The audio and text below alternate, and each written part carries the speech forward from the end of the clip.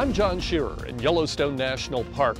When you're here, who's responsible for protecting you from large animals like a big bison walking by safely in the distance?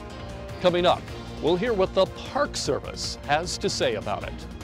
Cyclists in the Butte community are demanding more respect after a tragedy involving a vehicle and a cyclist on this road.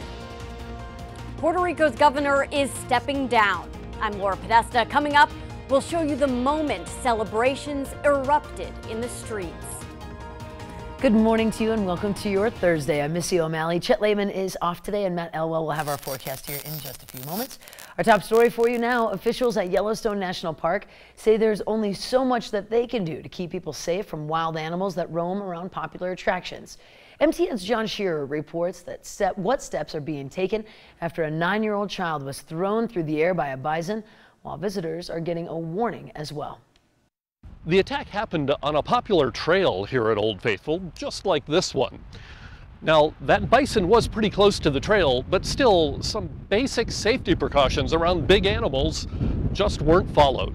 What we understand from witnesses was that there were about 50 people, a total of 50, that were at times between 5 and 10 feet from the bison. The park says people should stay at least 75 feet from bison and the length of a football field from bears or wolves.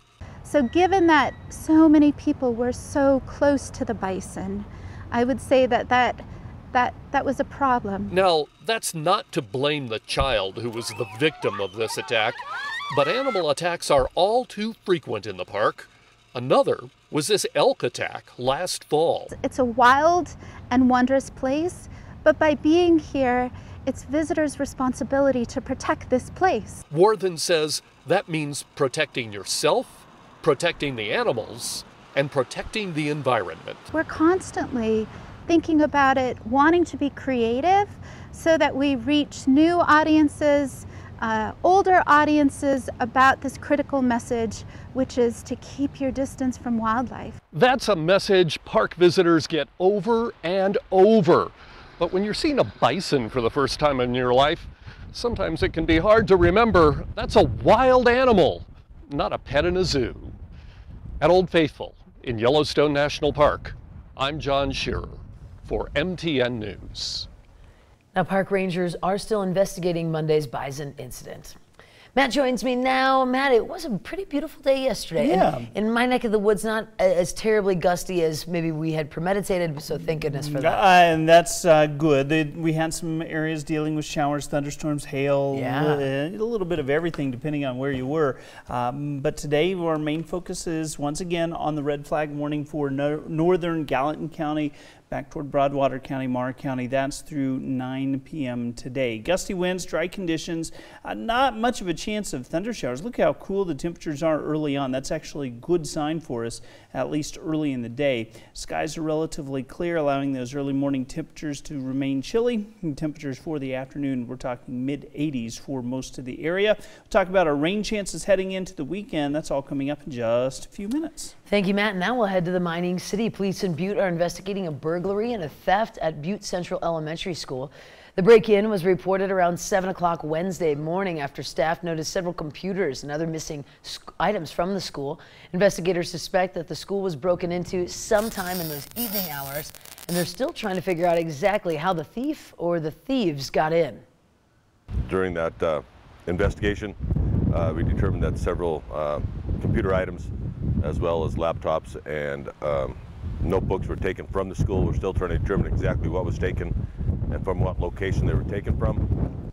Now, because of the number of items taken, police suspect more than one person was involved in this crime. And we'll stay in the mining city. The death of a bicyclist near Butte has riders calling for more awareness between motorists and cyclists sharing the road.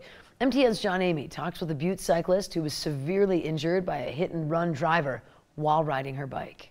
A recent deadly accident between a motor vehicle and a bicyclist in Butte has left one local cyclist with very mixed emotions.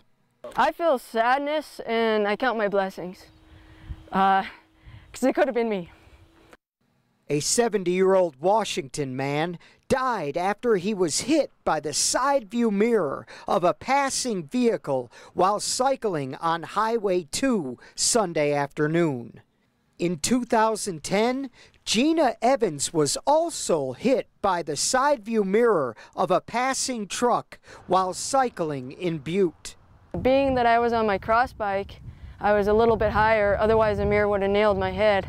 I did get whiplash, I did have 2 shoulder surgeries, punctured lung, broken ribs. Her incident and this recent tragedy remind cyclists and motorists that they have to safely share the road. People have to remember that we are owners of vehicles also, for the most part. We know the rules of the road, and I believe having patience will be less likely to create patience in the future. As a motorist, respect that bicyclists are a slow-moving vehicle and have the same right as a motorist would at a slower pace. She said cyclists must also take precautions. As you can see right here, there's a creek. There could be a car passing here. Otherwise, the cyclist would dump into the creek, and the car would have to pay attention to the person on the bike without sending them into the creek. So I would want to pull off as safely as I can and almost get off my bike. Gina adds that she and several of her friends in the cycling community are saddened by the incident that occurred on this highway, especially knowing that it could have been prevented. And I pray for all this person's loved ones and the effect that it takes on the cyclist community. You know, it hits different people literally hard, but especially for this gentleman to be on a tour on the divide, enjoying life, seeing nature, living it. In Butte, John Amy, MTN News. Some really great points to bring up there. And the Montana Highway Patrol is still investigating Sunday's fatal incident. The identity of the victim has not been yet released. Share the road.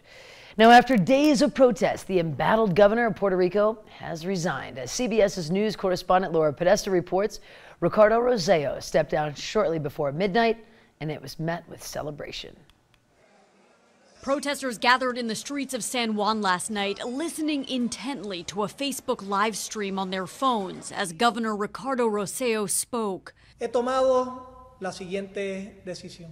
At that moment, when he said he would be resigning as governor, jubilation and dancing in the streets. I'm happy, but I am not. We're not settling, you know. This is not about taking one corrupt person out. This is about changing the island for good. For nearly 2 weeks, thousands marched in the streets calling for Rossello to leave office. The demonstrations followed the FBI's arrest of 2 former aides to the governor on fraud charges involving more than $15 million in federal funding. Shortly after, hundreds of pages of a group chat involving Rossello were leaked. They included profane, homophobic, and sexist comments about political opponents and celebrities. Some even mocked the island's hurricane victims. Next in line for governor should have been Rossello's Secretary of State, but the controversy also forced his resignation. That means Secretary of Justice Wanda Vasquez will be the next governor of Puerto Rico. Laura Podesta, CBS News, New York. Wow. Now, Rossello says his resignation is effective August 2nd. Demonstrators are also upset with Puerto Rico's deepening financial crisis. It has about $70 billion in debt, and nearly half of the residents live below the poverty line, a story that will continue to follow. Closer to home, eating raw cookie dough. It's something that we enjoyed as children, and maybe we still do as adults. One Bozeman woman had a dream of opening her own cookie dough truck, and after a lot of hard work, that dream has become a reality. MTN's Emma Hamilton has Brookes Cookies' story. Back in June, this mother of 3 was finally able to open her bus doors to the Bozeman community. But it wasn't easy for her and her husband to get to this point. I Ubered. He'd work during the day. I would go Uber at night to like 2 o'clock in the morning, get up in the morning to take the kids to school. We just, saved everything that we could to get up and going because it's cost so much more than you think that it would starting up. Her dreams of this truck began when she was just a child. When I was younger, my brothers and I would always go buy tubes of Pillsbury cookie dough and just eat it by the tube. It was always in our refrigerator.